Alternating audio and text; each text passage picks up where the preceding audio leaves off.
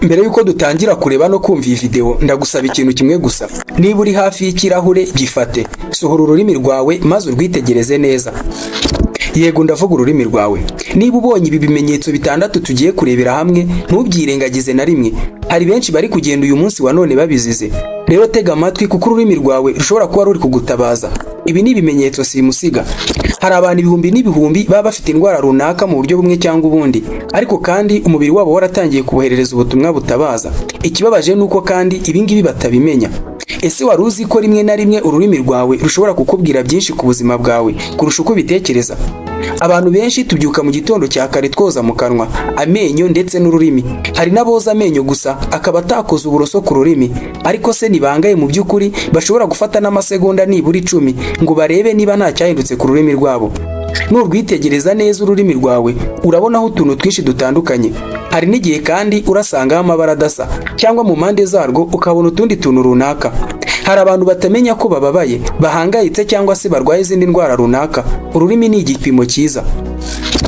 Uyu munsi ngiye kukwereka ibimenyetso bitandatu abantu benshi birengagiza, nyamara kandi ari ubutumwa umubiri wabo uba uri kuboherereza. Numara kubisobanukirwa, uzajya ubasha kandi kwirebera niba nawe hari impinduka zidasanzwe mbere y'uko ikibazo gikomera. Ururimi ni nk'idirishya ritwereka ko kandi hari ikintu gishobora kuba kiri kuba imbere muri twebwe mu mibiri yacu, mbere y'uko ibindi bice nabyo bibimenya cyangwa se natwe tubyiyumvamo. Reka dutangirane n'icyo abantu benshi bafite kandi batabizi. Ariko mbere yaho gatoya, niba ukunze ibyo dukora, nawe waba umwe mu bashyize itafari kuri iyi channel, ukanda subscribe, ukora share, ibiganiro byacu bikajya bikugeraho ku gihe kandi mu ba mbere. Ikimenyetso cya mbere uzabona ku rurimi rwawe ugahita umenya ko utari muzima neza: ururimi rwera, icyo twita the white tongue. Reba ururimi rwawe neza. Ese hari ibisa n'umweru birutwikiriye cyangwa se biri hejuru yarwo? Kumwe kandi uba ufite ururimi ariko hejuru yarwo wagira ngo ruminjeho ifu. Niba ari byo, ntukabifate nk'ibintu bisanzwe gusa, cyangwa ngo wumve ko ari ibisigazwa by'ibiryo byasigayeho, wenda ngo wumve ko ari byo byabiteye. Hari igihe uru rwego rw'umweru ruba ruterwa no kwegerana kwa bakteriya, uturemangingo twagiye dupfira ku rurimi rwawe, cyangwa se isuku nkeya yo mu kanwa. Ariko kandi iyo rugenda ruba rwinshi, kwa kwera cyangwa wa mweru ugenda uba mwinshi ku rurimi rwawe, rukabyimba cyangwa se rugakomera. Ibi bishobora kuba bifitanye isano n'ubwandu bwa fungus infection zikurira mu kanwa cyangwa se ku rurimi, bizwi nka oral thrush. Ibi bikunze kandi kugaragara cyane ku bantu bafite ubudahangarwa bw'umubiri bwasubiye inyuma cyangwa se budahagije, abarwaye diabete, abafata imiti ya antibiotics y'igihe kirekire, cyangwa se abakoresha inhalers za asthma. Ikindi abantu benshi batazi, iyo ururimi kandi rumaze kugirira ibara ry'umweru, ukanumva impumuro mbi mu kanwa kawe idashira, cyangwa se uburyohe bwo mu kanwa bwarahindutse, nabyo bishobora kuba bifitanye isano n'iki kibazo. Abantu benshi babana narwo amezi menshi bibwira ko ari ibisanzwe, nyamara kandi umubiri uba waratangiye kubabwira ko hari icyo bakwiriye gukora. Ariko kandi niba utekereza ko iki ari ikimenyetso gikomeye cyane kurusha ibindi, tegereza wumve iki gikurikira. Ikimenyetso cya kabiri, ururimi rutukura cyane, the strawberry tongue. Ongera urebe nanone ku rurimi rwawe. Ese rusa n'urutukura cyane kurusha uko rwahoze? Ese mu by'ukuri ururimi rwawe rusa nk'urubengerana kandi utubyimba twarwo tukagaragara cyane ku buryo rusa n'imbuto ya strawberry? Niba ariko rumeze, ntukabyirengagize. Hari igihe kandi ibi biba ari ubutumwa bwerekana ko umubiri wawe ushobora kuba ubura intungamubiri z'ingenzi cyane cyane vitamini B12 cyangwa folate. Izi vitamini zifasha umubiri gukora amaraso ndetse no kurinda imyakura. Iyo zibaye nkeya rero, ururimi rushobora guhinduka rugatukura cyane kandi rukoroha. Ariko si ibyo gusa, hari n'igihe kandi ururimi rushobora kugaragara ku bantu bafite umuriro mwinshi cyangwa se izindi ndwara zitera kubyimba ku rurimi. Niyo mpamvu impinduka nk'izi zitagomba kwirengagizwa. Ikintu gitangaje ni uko hari abantu babanza kubona ururimi rwabo ruhindutse mbere y'uko bumva ibindi bimenyetso, nk'umunaniro ukabije, gucika intege cyangwa se kubura imbaraga. Ni ukuvuga ngo mbere y'uko wiyumvamo uku nguku cyangwa mw'ibi byose, ururimi rwawe ruba rwarakweretse ibimenyetso kera, utarindiriye kuzumva wabuze intege cyangwa se wiyumva nk'aho wananiwe cyane. Burya ni uko utarabikurikiranye. Mbese umubiri uba waratangiye kuvuga mbere y'uko uburwayi butangira gusakuza. Ariko ikimenyetso cya gatatu nicyo gitera abantu benshi urujijo. Hari abatekereza ko ari indwara yandura, abandi bakumva ko barozwe, nyamara ukuri kuratandukanye. Ikimenyetso cya gatatu, ururimi rumeze nk'ikarita, geographic tongue.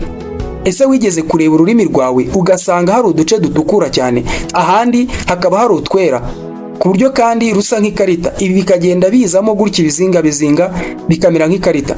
Niba warigeze kubibona ushobora kuba waragize ubwoba cyane. Abantu benshi bahita batekereza ko ari indwara runaka ikomeye cyane cyangwa se ubwandu bukomeye baba baranduye, ariko akenshi ntabwo biba ari byo. Iyi miterere yitwa geographic tongue kubera ko utwo duce duhora duhindura aho turi. Abahanga mu buvuzi ntibaramenya impamvu nyayo ibitera, ariko ubushakashatsi bwerekana ko bishobora kuba bifitanye isano na stress zikabije.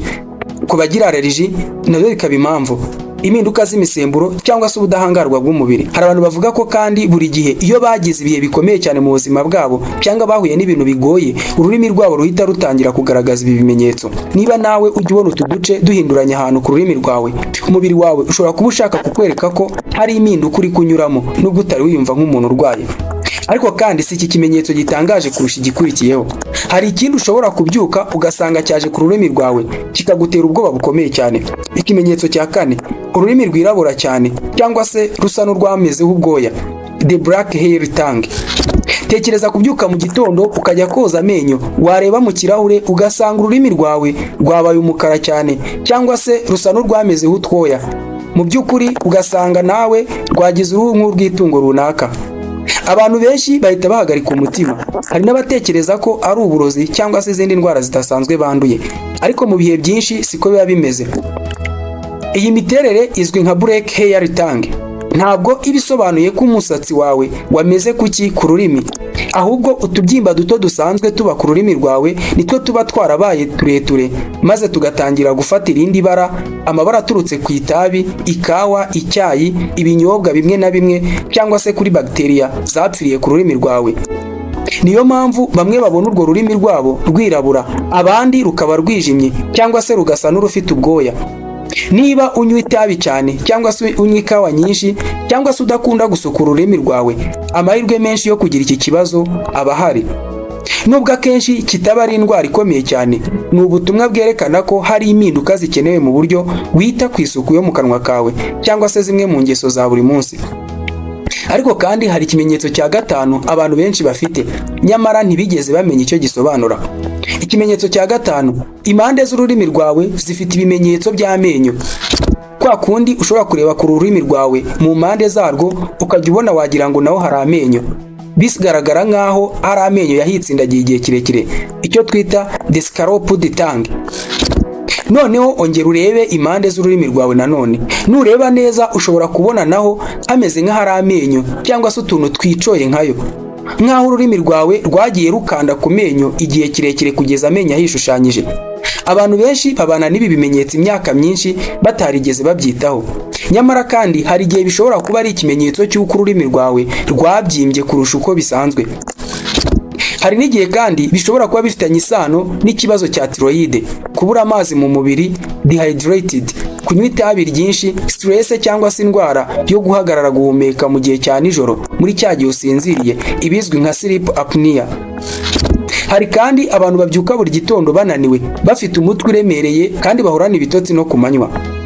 Ibi biherekejwe n'impande z'ururimi rero zifite ibimenyetso by'amenyo, bishobora kuba mu by'ukuri ari ubutumwa bw'uko umubiri wawe uri kugerageza kukwereka ko hari ikintu gikwiriye kwitabwaho. Hari ikimenyetso cya nyuma noneho, nicyo simusiga.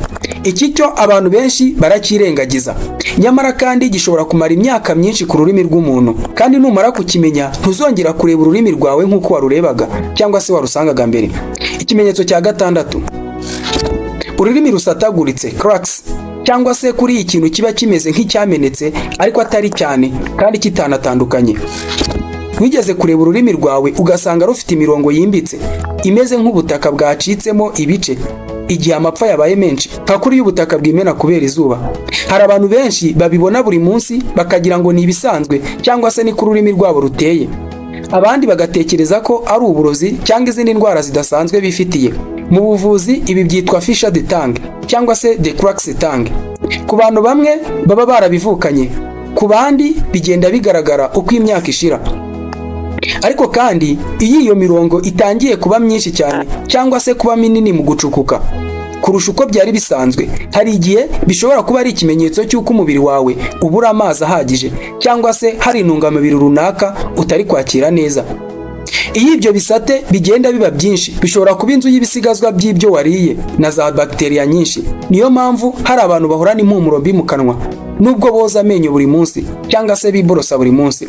Niyo mpamvu abaganga basaba abantu ko mu gihe bogeje amenyo yabo baba bagomba no gusukura ururimi, kuko narwo ari kimwe mu bice by'ikusanyirizo za bakteriya nyinshi.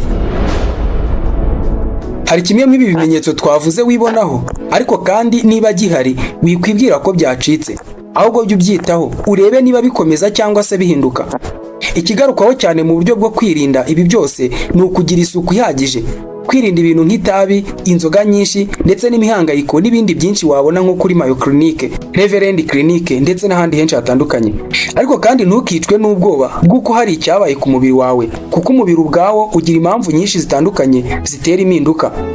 Niba kandi hari icyo wigiye muri iyi video, gishyire mu bitekerezo muri comments. Mu kwandika igitekerezo cyawe muri comment ushobora gufasha umuntu wese utaruzi icyo ibyo bimenyetso bisobanura.